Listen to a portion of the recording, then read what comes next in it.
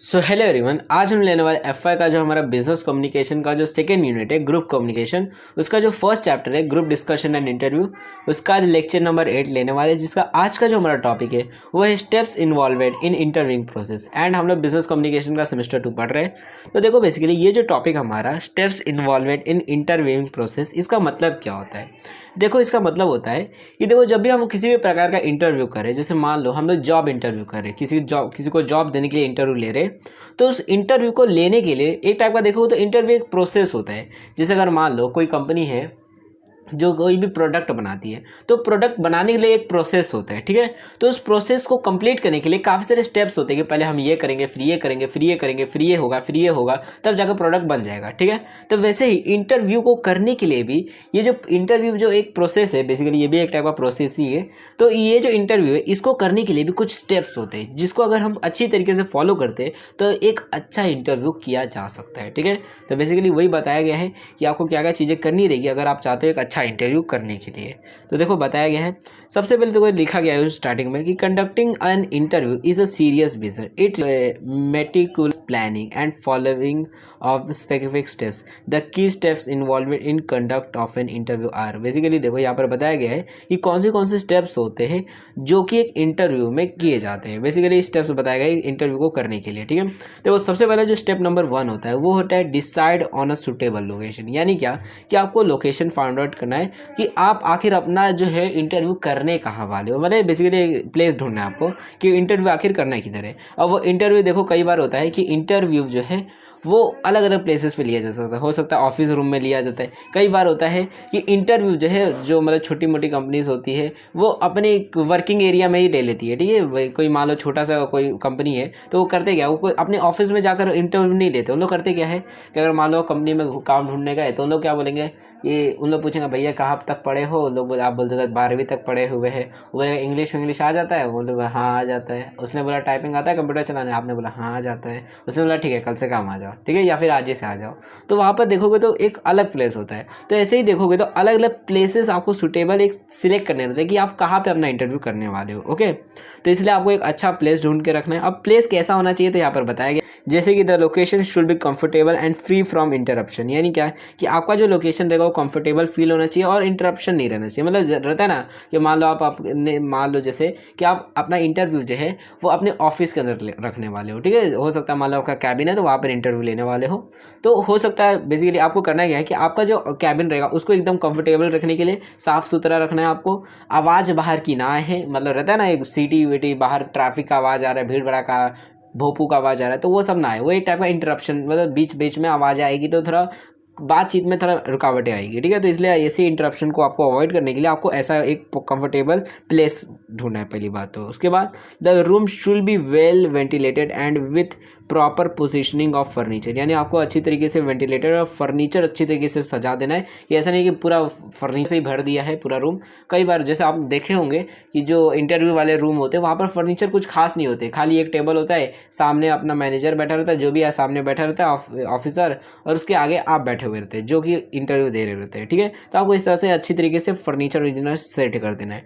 Kind of approached interview such as performance, और basically यहाँ पर आगे क्या बैठा है, it is essential to provide a comfortable waiting area of the candidate. यानी क्या कि लोकेशन के अंदर आपको ये भी करना है कि आपके जो बाकी ये कैंडिडेट्स हैं, क्योंकि देखो इंटरव्यू के अंदर खाली एक लोग तो आएंगे नहीं ना, 4-5 लोग 10 लोग आ सकते हैं। तो उनके लिए आपको एक वेटिंग एरिया भी अच्छी तरीके से रख देना है ताकि वहाँ पर वो प्रिपरेशन या फिर जो भी चीज़ें आराम से कंफर्टेबली फील कर सके और बैठ सके, ठीक है। तो आपको उनके लिए भी एक कंफर्टेबल एरिया, एक अच्छा वेटिंग एरिया बना देना है ताकि वहाँ पर वो बैठ कर इंतजार कर सके जब उनका नंबर आएगा इंटरव्यू का, ठीक है। तो आपको इस तरह का लोकेशन रखना है, मतलब एक अच्छा सा ऑफिस, एक अच्छा कैबिन रखना है जहाँ पर बाहर की आवाज़ें ना आए और फर्नीचर ढंग का रहे, ठीक है। खाली खाली रूम रहे, ज़्यादा ऐसा कचरा वाला भरा भरा रूम ना लगे, ठीक है। अच्छा खासा लोकेशन रखना है। उसके बाद देखो सेकंड स्टेप रहेगा, आप क्योंकि लोकेशन आपने ढूंढ लिया, ऑफिस रूम तैयार है अपना इंटरव्यू लेने के लिए, तो उसके बाद प्रिपेयरिंग फॉर द इंटरव्यू। यानी क्या, अब तैयारी करना है इंटरव्यू का, ठीक है। मतलब बेसिकली क्योंकि देखो आप इंटरव्यू देने जाओगे तो इंटरव्यू देने से पहले अगर आप अपनी तैयारी कर लेते हो तो इंटरव्यू देते टाइम पर आप बहुत कम गलतियां करोगे। अगर आप मान लो आप पहले ही बहुत सारी मिस्टेक कर चुके हो, इंटरव्यू देने से पहले ही आपने बहुत सारी प्रैक्टिस की थी, तो इंटरव्यू देते टाइम पर आपको उतनी मिस्टेक्स नहीं होंगी आपसे, ठीक है। हो सकता है मिस्टेक हो भी ना, ठीक है। तो इसलिए आपको पहले से प्रैक्टिस कर लेनी है, प्रिपेयर कर लेना है अपने आपको इंटरव्यू के लिए। So it is said that time spend in preparation will save time at the actual interview. यानी क्या कहा जाता है कि अगर हम अपना बेसिकली टाइम जो है वो प्रिपरेशन में लगाते हैं इंटरव्यू के प्रिपरेशन के लिए हम अगर अपना टाइम लगाते हैं तो वो जो है हमारे एक्चुअल इंटरव्यू में हमारा काफ़ी सारा टाइम बचा देता है। यानी 1 घंटे का इंटरव्यू जो था वो हो सकता है आधे घंटा या 45 मिनट्स में कंप्लीट हो जाए, मैं कुछ टाइम बचा देता है, जिसकी वजह से सामने वाला भी इम्प्रेस हो जाएगा, हाँ भाई कम समय में बहुत सारी चीज़ें बता दी। So the factor which need to be decided are when is the interview to be arranged, who should conduct the interview, what question need to be asked, what information will be given to the interviewee, who will interviews be evaluated। मतलब basically कि ये सारे question अगर आपके mind में clear होते कि कब आपको इंटरव्यू देने जाना है तो आप उस हिसाब से प्रिपरेशन कर दो। जैसे आप 1 महीने बाद है क्या टेंशन है, आराम से करते रहेंगे, ठीक है। जैसे कल अब मान लो आपको पता चला कल ही इंटरव्यू देने जाना है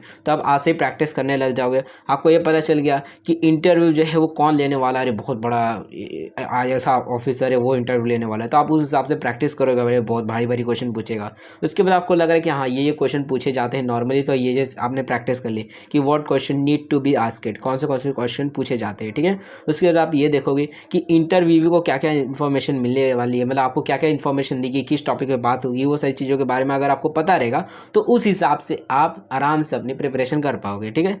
how will interview be evaluated, किस हिसाब से, मतलब बेसिकली क्राइटेरिया क्या रहेगा इंटरव्यू को देखने के लिए कि हाँ भाई आदमी जो है उसको कितने मार्क्स देने चाहिए, तो ये क्या किस प्रकार से रहेगा, बिहेवियर देखा जाएगा या फिर आपके सिर्फ मार्क्स देखे जाएंगे, वो सारी चीज़ें आपको पता रहनी चाहिए, ठीक है। जब ये आपको पता रहेगी तो उस हिसाब से आप प्रिपरेशन करोगे और इंटरव्यू के लिए तैयार होगे, ठीक है। तो ये दूसरा स्टेप होता है।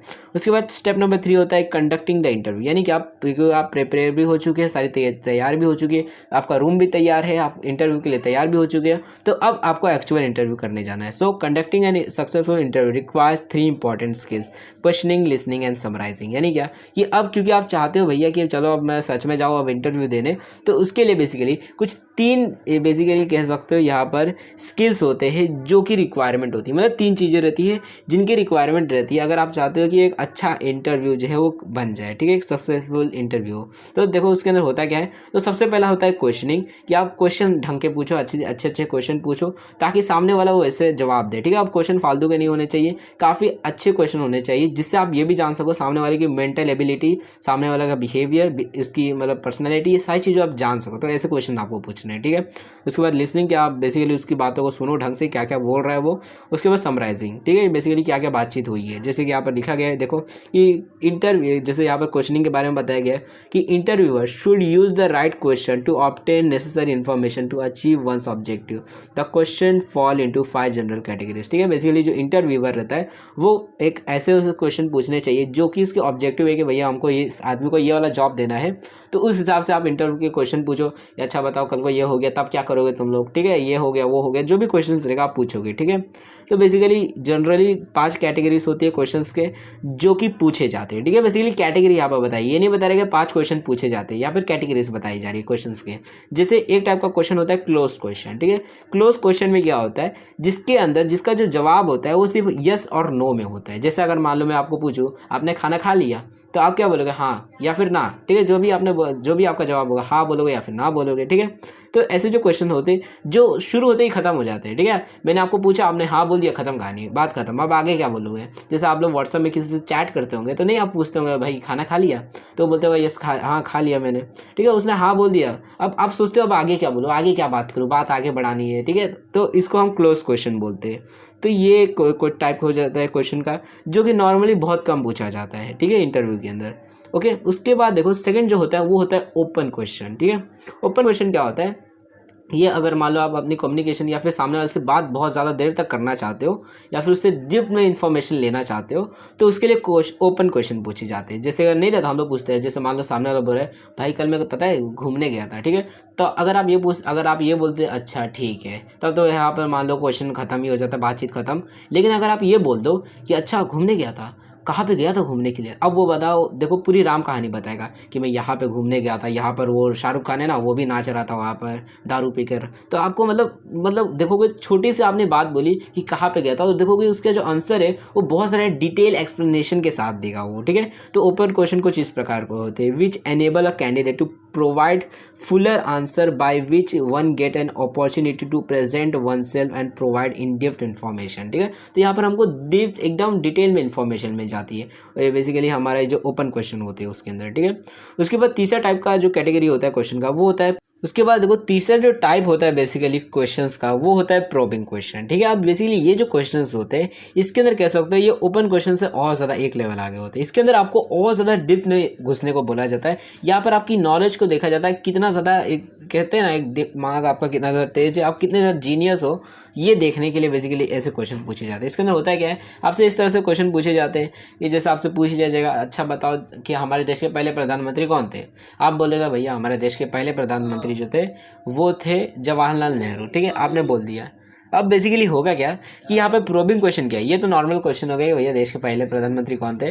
प्रोबिंग क्वेश्चन ये हो गया कि अब बोला जाएगा अच्छा बताओ पहले देश के प्रधानमंत्री नेहरू जी थे, अगर उनके बदले में हम पहले प्रधानमंत्री अगर मोदी जी को बना देते तब बताओ देश का आज हालत क्या होता है, ठीक है। या फिर उस टाइम पर अटल बिहारी वाजपेयी जी रहते तो बताओ हमारा देश कहाँ पे होता आज, हाँ उस टाइम पर अभी हमारी सिचुएशन कैसी होती, ठीक है। अब आपसे सवाल पूछिए, अब सोचना पड़ जाएगा भैया क्या हो जाता अगर वो हो भाई मोदी जी बन जाते उस टाइम पे अगर पहले प्रधानमंत्री। तो आपको बेसिकली ये जो बेसिकली प्रोबिंग क्वेश्चन होते हैं वो और ज़्यादा सोचने पे मजबूर कर देते हैं। अब आप जिस प्रकार के आंसर दोगे, अगर बकवास आंसर दोगे तो ऐसे ही समझ आ जाएगा जीनियस आदमी नहीं हो, लेकिन अगर आप बहुत अच्छा आंसर देते हो तो ये समझ आएगा आदमी बहुत इंटेलिजेंट है, जीनियस आदमी है, ठीक है। तो इस टाइप के क्वेश्चन होते हैं। उसके बाद देखो फोर्थ जो टाइप का क्वेश्चन होता है वो होता है सिचुएशन रिलेटेड क्वेश्चन। मतलब क्या, यहाँ पर क्या जाता है, यहाँ पर आपको एक हाइपोथेटिकल एक सिचुएशन दे देती है कि भैया देखो मान लो कि आपके साथ ये चीज़ हो गई है, जैसे मैंने आपको पिछले लेक्चर में बताया था, अगर मान लो आपकी पत्नी और मम्मी जो है दोनों बैठकर मान लो झगड़ा कर रही है कि आप सबसे ज़्यादा किसको प्यार करते हो, और दोनों ने अपने ऊपर राखेल डाल दिया और दोनों ने अपने हाथ के ऊपर माचिस रख ली है कि भैया मतलब जिसको अगर मान लो तू इसको बोलेगा तो मैं मर जाऊंगी और अगर तू मम्मी को बोलेगा तो पत्नी मर जाएगी, ठीक है। तो आपको सिलेक्ट करना और आपके पास तीसरा राखेल का डब्बा नहीं है कि अपने ऊपर डाल दो, तो आप क्या करोगे उस टाइम पर, और ज़्यादा टाइम वेस्ट करोगे तो वो दोनों के दोनों मर जाएंगे।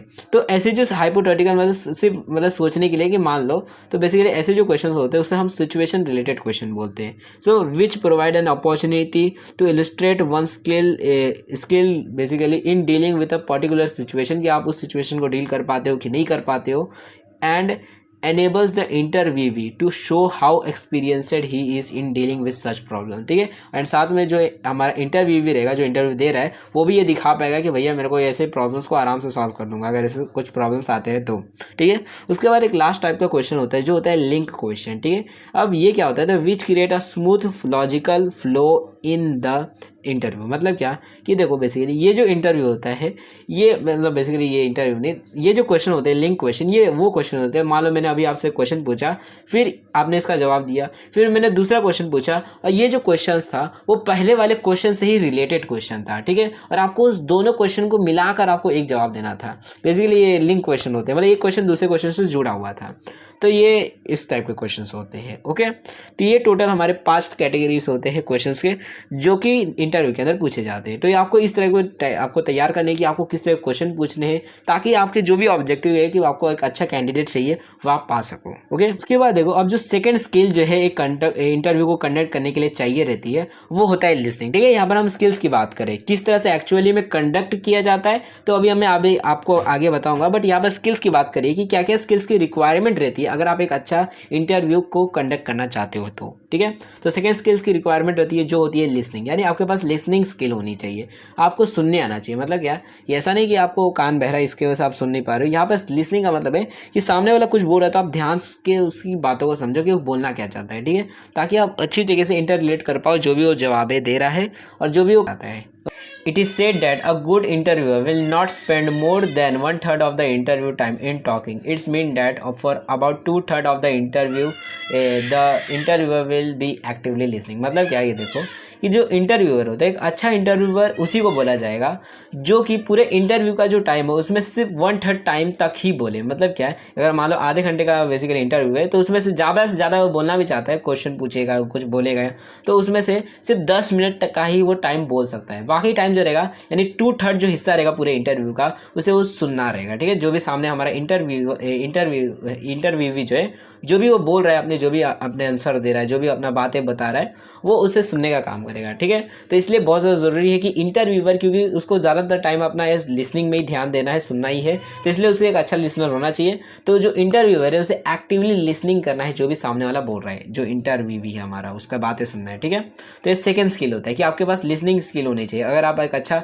इंटरव्यू कंडक्ट करना चाहते हो, आप एक अच्छा इंटरव्यू तभी बन पाओगे। ठीक है, उसके बाद देखो थर्ड जो हमारा स्किल होता है, जो चाहिए रहता है एक इंटरव्यू को करने के लिए, वो होता है समराइजिंग। यानी क्या कि अब क्योंकि देखो इंटरव्यू जब खत्म हो जाता है, सारी चीज़ें खत्म, बातचीत खत्म, तो उसके बाद आपको समराइजिंग की भी स्किल होनी चाहिए कि आप बातों को आप अच्छी तरीके से समराइज कर सको। अब समराइज क्यों किया जाता है, तो देखो बताया गया है, the aim of summarising is to reiterate what has been said and ensure that the interviewer and interviewee had the same understanding। यानी क्या कि देखो बेसिकली समराइजिंग का एम ये रहता है कि ये जाना जा सके कि अभी तक बातचीत क्या चीज़ हुई थी, अभी तक हमने क्या क्या बातचीत किया था। जैसा होता है ना कि आप किसी की वीडियो देखते हो, समराइज कर देते हैं कि इस वीडियो के अंदर हमने क्या क्या चीज़ें सीखी हुई है। ठीक है, तो समराइज किया जाता है ये जानने के लिए कि देखो, ये बताने के लिए कि अभी तक हमने क्या क्या चीज़ें बात की है, और साथ ही में ये भी दिखाने के लिए कि जो हमने बोला था, जो मैंने समझा है, वो तूने भी समझा कि नहीं। हो सकता है मान लो कि अब इंटरव्यूअर मान लो कि वो समराइज कर, अच्छा हमने ये सारी चीज़ें बात की है। अब हो सकता है उस इंटरव्यू बोले नहीं मेरा मतलब ये नहीं था, मैं ये थोड़ी बोल रहा था, मैं तो ये बोल रहा था।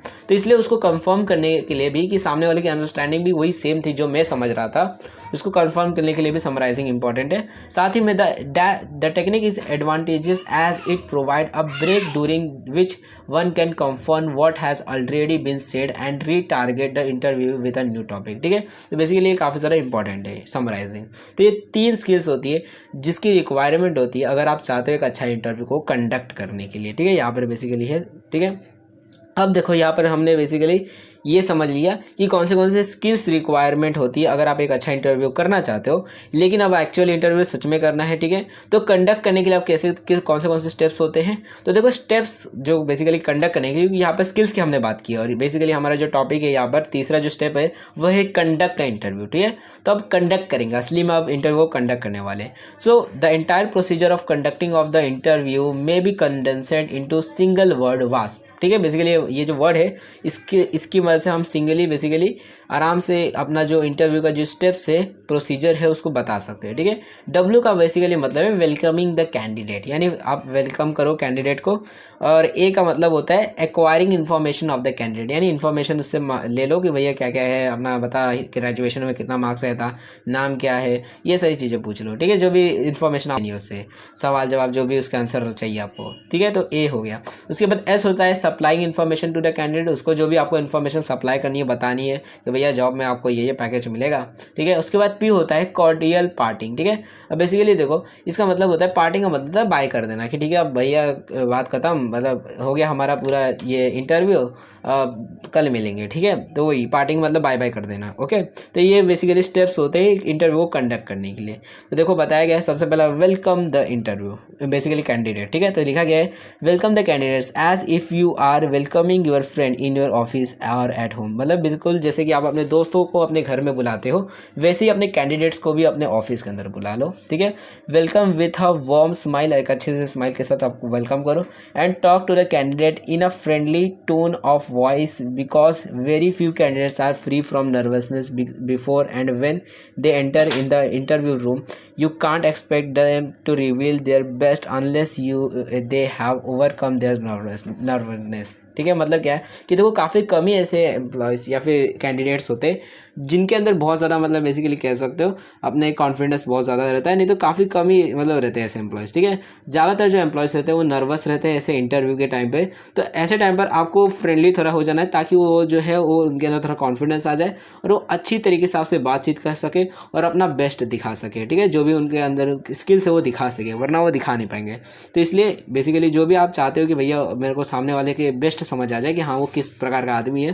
तो इसलिए आपको उसकी नर्वसनेस को दूर करने के लिए एक फ्रेंडली माहौल बना देना है, ठीक है। तो अच्छी तरीके से वेलकम कर देना। उसके बाद देखो दूसरा जो बेसिकली हमारा स्टेप होगा इसके अंदर वो होगा एक्वायरिंग इन्फॉर्मेशन। मतलब क्या कि देखो अब क्योंकि यहाँ पर बेसिकली हमने वेलकम कर दिया, आ चुका है आदमी, बैठ चुका है कैंडिडेट, तब उसको हम पूछेंगे, जो भी हमारे क्वेश्चंस रहेंगे वो पूछेंगे, ठीक है। तो after welcoming and putting the candidate at ease, यानी अब उसको हमने थोड़ा फ्रेंडली माहौल दे दिया है, तो उसके बाद हम अपने जो भी क्वेश्चंस रहेंगे, जो भी हमने तैयार किए थे, वो हम उससे पूछ लेंगे। जो भी हमें इन्फॉर्मेशन उससे चाहिए रहेगा कि अच्छा बताओ ऐसा होगा तो क्या होगा, या फिर बताओ इसका जवाब क्या है, तुम्हारे मार्क्स कितने आए थे, तुम्हारे ग्रेजुएशन में कितने आए थे, ये सारे जो भी हमारे सवाल है कैंडिडेट से, उन सवालों के हम जवाब उससे इन्फॉर्मेशन जो है एक्वायर करेंगे, ले लेंगे, ठीक है, कि दे दे भाई इन्फॉर्मेशन, ठीक है। तो you should start talking to him on the matter you wish to know about the candidate. जो भी आप टॉपिक पर बात करना चाहते हो बात कर सकते हो आप। The thing you would particularly like to know according to Theodore Harrington, basically ये पर्सन है, अमेरिका के हैं। तो इन्होंने बेसिकली बताया है कि नॉर्मली जो इंटरव्यूअर होते हैं वो बेसिकली उनको क्या चीज़ें जानने का मन करता है कि इंटरव्यूवी के बारे में। तो कुछ चीज़ें हैं जैसे कि द कैंडिडेट्स टेक्निकल क्वालिफिकेशन, कि आपने कौन सी क्वालिफिकेशन की है, his ability to do the job, कितने आप काम कर सकते हो, आपके मतलब कितना घंटा आप काम कर पाते हो। उसके बाद his willingness to do the job, यानी उनका सच में मन है काम करने का, ये सारी चीज़ें। सोशल इफेक्टिवनेस, समाज में मतलब कम्युनिकेशन स्किल कैसी है, समाज के साथ में टीम स्पिरिट कैसी है, वो सारी चीज़ें। हिज रिलेशनशिप विद अदर, अच्छे बाकी लोगों से अच्छे से बात करते हैं या फिर बिहेवियर कैसा है, या फिर अकेले ही रहते हैं, सबसे झगड़ा झगड़ी करके रखते हैं, ये सारी चीज़ें देखना रहता है उनको, मतलब ये सही सवाल जवाब रहती है। उसके बाद होता है कि हिज कैरेक्टर और trust worthiness and balance of mind, मतलब बेसिकली ये सारी चीज़ें जो रहती है नॉर्मली जो इंटरव्यूअर होता है उसको जानने का मन करता है इंटरव्यू के बारे में, ठीक है। तो you should make a note of his attitude and टेम्परेंट along with other details about his previous experience, duties, salary and reason for changing the job. If he happen to be working somewhere, you must acquire his information with keen interest. मतलब क्या कि अगर मान लो कोई employ है वो दूसरी company से छोड़कर आपकी कंपनी में है, तो आपके सारे इन्फॉर्मेशन आपको निकालनी है, भैया वो कंपनी क्यों छोड़ के आए थे आप लोग, ये सारी चीज़ आपको नोट्स करते जानी, लिखते जानी। क्योंकि एक कैंडिडेट नहीं है, मान लो 4-5 है, तो सबके अगर आप इन्फॉर्मेशन लिखते जाओगे तो बाद में कंपेयर करोगे, अच्छा ये जो कैंडिडेट है इसके अंदर पेशेंस बहुत ज़्यादा है, अच्छी तरीके से बात करता है, तो आप कंपेयर करने के बाद सिलेक्ट कर पाओगे कौन सा आदमी बेस्ट रहेगा, ठीक है। तो इसलिए आपको ये सारी चीज़ें नोट करते जानी है कि भैया ये पिछली कंपनी में क्यों छोड़ के गया था, झगड़ा झगड़ी की वजह से छोड़ के गया था, या फिर सेल्फ रिस्पेक्ट कि भैया तुम हमको बेइज्जत करोगे, हम गुलाम नहीं है तुम्हारे, ये बोलकर निकल गया था काम कर छोड़कर। मतलब जो भी रीजंस रहेंगे वो सारी चीज़ आप लिख दोगे, उस कंपनी में सैलरी कितनी थी इसकी, तो ये सारी इन्फॉर्मेशन आप एक्वायर कर लोगे। जो मतलब जितनी इन्फॉर्मेशन आपसे मिल सकती है उससे वो सारी इन्फॉर्मेशन आप एक्वायर कर लो, ताकि आप सिलेक्ट कर सकोगे भैया किसको हम अपने जॉब देंगे, ठीक है। उसके बाद आप करोगे सप्लाई इन्फॉर्मेशन, ठीक है। बेसिकली आप करोगे क्या, सप्लाई इन्फॉर्मेशन। अब आप इन्फॉर्मेशन दोगे अपने बारे में, ठीक है। If you feel that the candidate is suitable and you could offer him the job, यानी अगर आपको लगता है कि वो जो कैंडिडेट है वो अच्छा है आपके जॉब के लिए, तो अब आप उससे जॉब ऑफर दोगे, आप अपने जॉब के बारे में बताओगे उससे, give him all details about the job and also about your company, अपनी कंपनी के बारे में भी बताओगे। Interview is 2-way communication and as an interview you can supply information by taking briefly about the history and objective of the organisation. मतलब सारी information अपनी company के बारे में दे दोगे कि हमारी कंपनी कैसी है, हमारी कंपनी पहले कैसी थी, आगे हमारी क्या क्या फ्यूचर प्लान्स है, हमारी कंपनी बहुत आगे जाने वाली है, आप हमारी कंपनी में आ जाइए, हमारी कंपनी के देखो ये रूल्स एंड रेगुलेशन से पॉलिसीज है, आपको इतनी सैलरी मिलेगी, जो इन्फॉर्मेशन आपको देनी है वो दे दो, ठीक है। तो ये आपको करना है तीसरे स्टेप में। उसके बाद फोर्थ एंड लास्ट स्टेप होगा पार्टिंग मतलब बाय कर देना कि ठीक है सर अब आप जा सकते हो, ठीक है, कि कल से आ जाना काम पे। वही कि parting is an important as welcome the candidate, you should thank the candidate for having come for the interview. आपको थैंक बोल देना कि थैंक यू फॉर हैविंग, मतलब इंटरव्यू देने के लिए, and tell him that he could soon be informed of the outcome और that you would initiated by a certain date. मतलब जो भी आपने डेट दी है कि इस टाइम तक आपको रिजल्ट पता चल जाएगा कि आप इंटरव्यू में पास हुए या फिर फेल हो गए, तो हम आपको बता देंगे, ठीक है। तो उसके लिए बाय कर देना। But the parting should be smooth and friendly so that the candidate will carry a positive picture of the organisation and will have a favourable impression about the organisation. मतलब एक अच्छा आपको गुड बाय भी करना है, ऐसा नहीं कि बेइज्जती टाइम में अगली बार ले तेरे को 2 तारीख तक पता चल जाएगा तेरा हाल क्या रहेगा, ठीक है। इस तरह से नहीं करना, थोड़ा अच्छा मतलब उसको लगना चाहिए हाँ भाई कंपनी मस्त है, मेरे को तो इसी कंपनी में जॉब चाहिए, ठीक है। तो एक अच्छा आपको गुड बाय बोल देना है उससे। तो इस तरह से आपका बेसिकली एक आप अच्छे तरीके से एक इंटरव्यू कर लोगे, ओके। अब यहाँ पर देखो जब आपने सबको भगा दिया, ठीक है, बोल दिया चलो घर पे जाओ, मैं आपको बता दूंगा आपका जो भी मेरा जजमेंट आएगा, तो अब बेसिकली लास्ट और आखिरी जो स्टेप होगा इंटरव्यू का वो होगा making judgement and analysing result. मतलब क्या कि अब आपने सारी चीज़ें तैयार तो कर ली है, लेकिन अब आपको बेसिकली डिसीजन लेना है कि आप किसको अपनी कंपनी के अंदर जॉब देने वाले हो। 10 कैंडिडेट्स आए थे तो सबका आपने इंटरव्यू लिया, सब अपने नोट्स बना लिए कि भैया ये इस आदमी ने ये काम किया था, इसको ये आता है, ये क्वालिफिकेशन है, तो आपने सारी चीज़ नोट किया। तो अब आप कंपेयर करो, देखोगे आप कौन सा आदमी जो रहेगा बेस्ट रहेगा मेरे लिए और किसको जॉब देनी है, ठीक है। तो उसके लिए अब आप एनालिसिस करो, ये लास्ट स्टेप रहेगा, जिसके बाद आप बेसिकली उसको फ़ोन करोगे, बोलो कल से आ जाओ काम पे, ठीक है।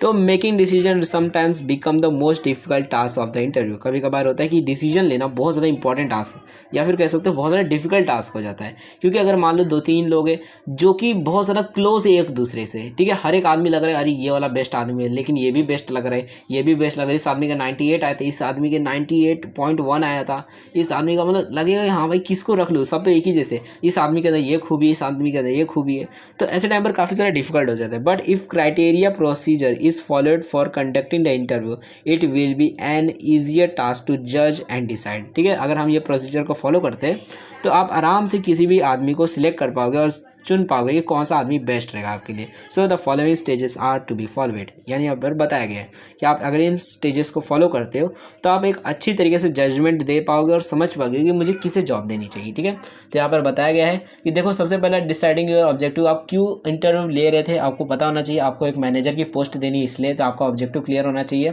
ताकि आप उस हिसाब से देखो कि हाँ मैनेजर की पोस्ट के लिए क्या क्या रिक्वायरमेंट रहती है। एक इंटेलिजेंट आदमी चाहिए जो पेशेंस हो, हार्ड वर्किंग हो, मतलब ये सारी चीज़ें आपको चाहिए, ठीक है। तो आप उस हिसाब से देखोगे, तो ऑब्जेक्टिव क्लियर होना चाहिए। दूसरा, planning and preparing the interview by reviewing all the information you already have and deciding what information you aim to get from the interview, ठीक है। तो आपको बेसिकली प्लानिंग और प्रिपेयरिंग पहले से करके रखनी है कि जो भी आपको पास इन्फॉर्मेशन मिली, मान लो आपने 10 लोगों का इंटरव्यू लिया तो 10 का इन्फॉर्मेशन रख लो, आपको क्या क्या चीज़ें चाहिए थे, मान लो आपने पहले से सोचा था कि कैंडिडेट के अंदर ये क्वालिटीज़ होनी चाहिए, ठीक है। आपने जो क्वालिटीज़ लिखी थी और उनकी जो आपने क्वालिटीज़ इंटरव्यू के टाइम पे लिखी है वो देखो और कंपेयर करो, जो आपको पसंद आएगा उसको सिलेक्ट कर लेना, ठीक है। To enable you can obtain the fact will conducting the actual interview you be objective and constructive in attitude, ठीक है। मतलब ऑब्जेक्टिव और कंस्ट्रक्टिव एटीट्यूड में आपको रहना है, ठीक है। बेसिकली आपको सवाल जवाब पूछने हैं, आपका जो मेन ऑब्जेक्टिव रहेगा उससे भटकना नहीं है। मालूम पड़ा फालतू फालतू सवाल पूछ लिए कि अच्छा बताओ संडे को कहाँ घूमती हो, आपका फ़ोन नंबर क्या है, आपका इंस्टाग्राम अकाउंट है क्या, ये सब नहीं पूछना है फालतू फालतू से, जो भी आपके ऑब्जेक्टिव उससे रिलेटेड क्वेश्चन पूछने हैं, ठीक है। उसके बाद make a note of your observation and impression, जो भी आपने ऑब्जर्वेशन किया उसके नोट्स बनाते रहो। Create a written record which you need to make final judgement, ठीक है। और आपको एक रिटन रिकॉर्ड बनाना है ताकि आप आराम से एक फाइनल जजमेंट बना सको, सारी चीज़ों को कंपेयर कर लेना और लास्ट में जब आप सारी चीज़ें कर लोगे तो आप आराम से जो भी आपके डिसीजन रहेगा वो ले पाओगे और किसी भी एक कैंडिडेट को सिलेक्ट कर पाओगे, ठीक है। तो इस तरीके से अब बेसिकली आपको जजमेंट करनी रहती है। उसके बाद देखो अब आगे का बताया गया है कि देखो अब ये जो बेसिकली हम इवैल्यूएशन करते हैं, मतलब असेसमेंट करते हैं, क्योंकि देखो ये एक टाइप का असेसमेंट है कि हम देख रहे हैं कि जो एम्प्लॉयज़ है उनकी पर्सनैलिटी कैसी है, वो किस प्रकार के आदमी हैं, उनका बेसिकली मतलब एक टाइप से उनके बारे में हम जानने की कोशिश कर रहे हैं, ठीक है। तो ये जो इवैल्यूएशन और जो असेसमेंट होता है जो हम कंडक्ट करते हैं इंटरव्यू के टाइम पे, बेसिकली देखते हैं कि कौन सा एम्प्लॉय सबसे ज़्यादा बेस्ट है।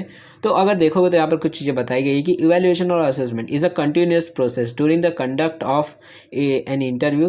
There are standard evaluation or assessment sheet for rating candidates. Every candidate is assessed separately for his ability and also assessed in comparison with all previously the interview candidate. The evaluation may be divided into two form and content. Candidate's manner, attitude, personality will fall under form and his knowledge and presentation में evaluate under content. मतलब क्या कि देखो evaluation जो रहता है वो basically किस प्रकार से किया जाता है कि आदमी कैसा है, तो ये देखा जाता है कि आदमी सेपरेटली भी देखा जा सकता है कि इसकी क्या क्या एबिलिटी है भाई, कि ये जो है बहुत ज़्यादा इंटेलिजेंट है, इसका दिमाग बहुत ज़्यादा तेज़ चलता है, ये कोई भी प्रॉब्लम को आराम से सॉल्व कर ले रहा है, ठीक है। तो मतलब आप ये सारी चीज़ें देखोगे, ये देखोगे, बाकी से कंपेयर करोगे, अच्छा बाकी लोग के हिसाब मुकाबले ये कैसा है, ठीक है, कंपेरिजन करोगे। बेसिकली हम 2 हिस्सों में डिवाइड भी कर सकते हो उसकी सारी जितनी भी क्वालिटीज़ रहेगी उनको, कि एक फ्रॉम और किस कंटेंट में। मतलब फ्रॉम में आएगा बेसिकली फॉर्म जो रहेगा उसके अंदर वो आएगा कि मैं उसका एटीट्यूड किस प्रकार का रहता है, उसका मैनर कैसा है,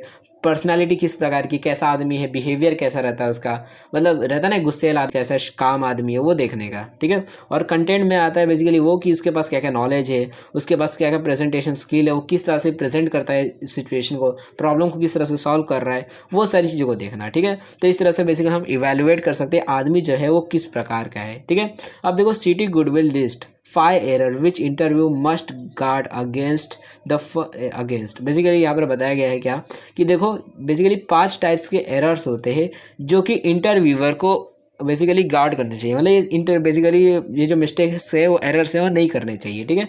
जिसकी मदद से देखो अगर ये एरर होते हैं तो इंटरव्यू जो है काफ़ी ज़्यादा बेकार हो जाएगा और आपका कोई भी रिजल्ट नहीं मिलेगा जो भी आप चाहते थे।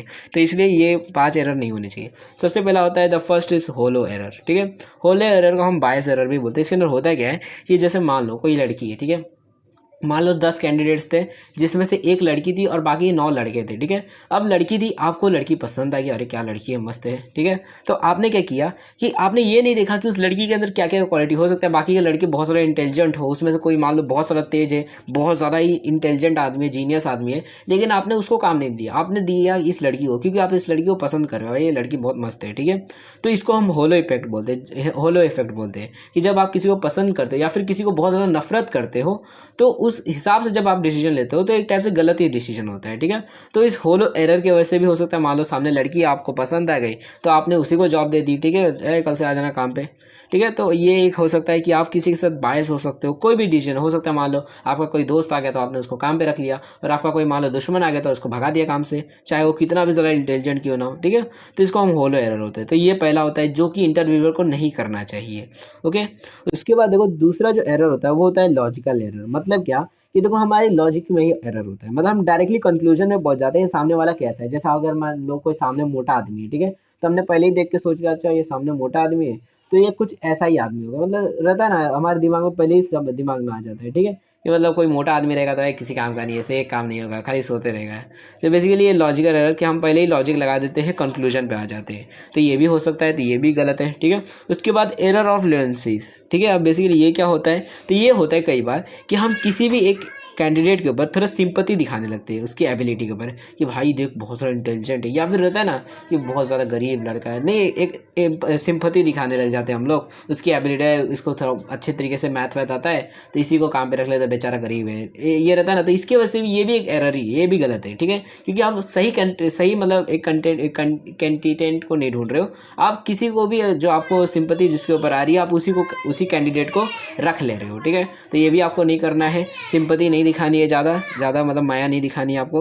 उसके बाद फोर्थ जो एरर होता है वो होता है मिरर इमेज एरर, ठीक है। इसके अंदर होता क्या है कि कोई मैनेजर होते हैं जो चाहते क्या, जैसे मान लो आपने एक कंपनी खोली, ठीक है, और आप जो है इंटरव्यू ले रहे हो, आप क्या चाहोगे कि जिस तरह से मैं मेहनत करता हूँ अपनी कंपनी के अंदर, अच्छी तरीके से दिन रात मेहनत करके काम करता हूँ, मेरा जो एम्प्लॉय आए वो भी मेरी तरह रहे, या फिर मेरा जो मैनेजर है वो भी मेरी तरह रहे, मैं मतलब जिस तरह से मेरे को जो काम आते हैं उसको भी वो सारे काम आए ताकि मैं दूसरे कामों पे ध्यान दे सकूँ, ठीक है। अब आपके ये सारी सोच है। अब ज़रूरी नहीं है कि सामने जो लोग आएंगे वो आपकी तरह ही होंगे, कि कोई भी आपकी तरह हो नहीं सकता 100%। तो ऐसे टाइम पर आप उनको सिलेक्ट नहीं करोगे, ठीक है। तो आपको ये भी इमेज नहीं, ये भी एक एरर ही है बेसिकली, मिरर इमेज एरर, कि आपको चाहिए कि हमारी जैसा सेम टू सेम आदमी हो, ठीक है, कि मैं जैसे जैसे कर पाता हूँ वो भी वो कर पाए, ताकि मतलब मैं दूसरे काम पे भी ध्यान दे सकूँ, ठीक है। उसके बाद एक दूसरा एरर होता है जो होता है द कॉन्ट्रास्ट एरर। ये इसका उल्टा होता है। कई बार होता है जैसे मान लो आप मैनेजर हो, ठीक है, अब आप इंटरव्यू ले रहे हो तो आप क्या चाहोगे, भैया मेरे में जो स्किल्स है जिसके लिए मैं फेमस हूँ कंपनी के अंदर, अरे बहुत इंटेलिजेंट आदमी है, ठीक है, और आप मान लो इंटरव्यू ले रहे थे और कोई आदमी आपसे भी इंटेलिजेंट है, तो आप क्या चाहोगे, नहीं मैं इसको कंपनी में नहीं लूँगा, ये मतलब मेरे से भी इंटेलिजेंट है या फिर ये मेरे जैसा है, लोग इसको फिर तारीफ करने लगे, मेरे को नहीं करेंगे, ठीक है। तो इसको कॉन्ट्रास्ट एरर बोलते हैं। जब सामने वाला जो इंटरव्यूअर होता है वो ये चाहता है कि सामने वाला मेरे जैसा ना हो, मेरे से कम हो, ठीक है, तो इसको कॉन्ट्रास्ट एरर बोलते हैं। तो इन एरर्स की वजह से अगर आप इन एरर के हिसाब से कोई भी बेसिकली आप इंटरव्यू ले रहे हो तो ऐसे टाइम पर आप एक अच्छा इंटरव्यू नहीं ले पाओगे, ठीक है, क्योंकि आप एक अच्छा आदमी नहीं ढूंढ पाओगे, ठीक है। तो इसलिए ये सारे कुछ एरर्स होते हैं जिसकी वजह से एक अच्छा इंटरव्यू नहीं आ पाता है, ओके। तो यहाँ पर हमारे जितने भी स्टेप्स थे इंटरव्यूज़ के वो फिनिश हो जाते हैं और यहाँ पर टोटली हमारा जो इंटरव्यू का स्टेप है वो खत्म हो जाता है। अब देखो लास्ट में बेसिकली यहाँ पे कुछ सैम्पल क्वेश्चन है जो नॉर्मली इंटरव्यूज़ में पूछे जाते हैं, जो आपके बुक में ही दिए गए हैं, ठीक है। जैसे कि यहाँ पर पूछे जा सकते हैं फैमिली बैकग्राउंड से रिलेटेड कि please tell me about yourself, अपने बारे में कुछ बताइए। Who have been principal influence in your life, आपके मतलब ज़िंदगी में सबसे ज़्यादा किसका इन्फ्लुएंस है, आपकी मम्मी का, पापा का, भाई का, आपकी टीचर का, वो बताइए। ठीक है, मतलब ऐसे कुछ भी पर्सनल क्वेश्चन भी पूछे जा सकते हैं। एजुकेशन ट्रेनिंग से रिलेटेड भी पूछ सकते हैं। प्रोफेशनल इंटरेस्ट एंड नॉलेज से रिलेटेड कि आपने क्या क्या चीज़ों की पढ़ाई की है, आप कौन से मैगजीन्स पढ़ते हो, कौन से जर्नल्स पढ़ते हो, क्या डेली बुक पढ़ते हो, वो सारी चीज़ें क्वेश्चन पूछे जाते हैं। ठीक है, अगर आपको ये चीज़ें चाहिए, क्योंकि देखो इसको बताने का एक्सप्लेन करने की क्या जरूरत है, यहाँ पर ये सारे टाइप से क्वेश्चन पूछे जाते हैं। ठीक है, तो अगर आपको ये बेसिकली चाहिए, इसका PDF चाहिए, तो आपको टेलीग्राम चैनल पर मिल जाएगा, तो वहाँ से आप डायरेक्टली डाउनलोड करके स्टडी कर सकते हो, अगर आपके पास बुक नहीं रहेगा तो। ठीक है, सो यहाँ पर मे भी आपको सारी चीज़ें समझ आ गई होगी। अब अगर आपको कोई भी डाउट रहता है या फिर कोई भी क्वेश्चन रहता है अगर आपके माइंड में, तो आप लोग सिंपली कमेंट सेक्शन में जाओ और जो भी आपके डाउट्स है वो पूछ सकते हो। एंड देखो इसका जो नेक्स्ट लेक्चर है हमारे चैनल पे जल्दी आने वाला है, तो चैनल को सब्सक्राइब कर दो और वीडियो को शेयर कर दो आपके जितने भी दोस्त लोग हैं, ताकि जैसे ही हमारी नेक्स्ट वीडियो की जो बेसिकली अपलोड हो जाएगा हमारे चैनल पर, तो उसकी भी आपको नोटिफिकेशन मिल जाएगी और उन वीडियोज़ को भी आप देख सकोगे। एंड बेसिकली अगर आपको कोई भी डाउट रहेगा या फिर कोई भी क्वेश्चन रहेगा, तो आप लोग इंस्टाग्राम पर हमारे जाकर फॉलो कर सकते हो और आप जो भी आपके क्वेश्चन रहेंगे वो पूछ सकते हो। एंड बेसिकली इस लेक्चर का जो PDF है, अगर आपके पास बुक नहीं है, आपने खरीदा नहीं है, तो आप चाहो तो इस बुक को यहाँ से बेसिकली टेलीग्राम पर जाकर इस PDF को डायरेक्टली डाउनलोड कर सकते हो। और बेसिकली आप ही के बुक का जो मनन प्रकाशन है, उसी बुक का बेसिकली ये सारी कंटेंट है, तो आप चाहो तो वहाँ से डाउनलोड करके स्टडी कर सकते हो, स्टडी पर्पज़ के लिए यूज़ कर सकते हो इस PDF को। ठीक है, सो अगर आपको चाहिए होगा तो दोनों की जो लिंक है वो आपको डिस्क्रिप्शन में मिल जाएगी। अब अगर आप वीडियो को लेट देख रहे हो, यहाँ तक आपने कंप्लीट कर दिया है, तो बेसिकली यहाँ पर नेक्स्ट वीडियो की प्लेलिस्ट आ गई होगी, तो अगर आप 2-3 दिन बाद देख रहे हो तो मे बी नेक्स्ट वीडियो इस प्लेलिस्ट में आ गई होगी, तो आप एक बार चेकआउट कर सकते हैं, मे बी नेक्स्ट वीडियो यहाँ पर आ गई होगी। So thanks for watching my video, हम नेक्स्ट वीडियो मिलेंगे।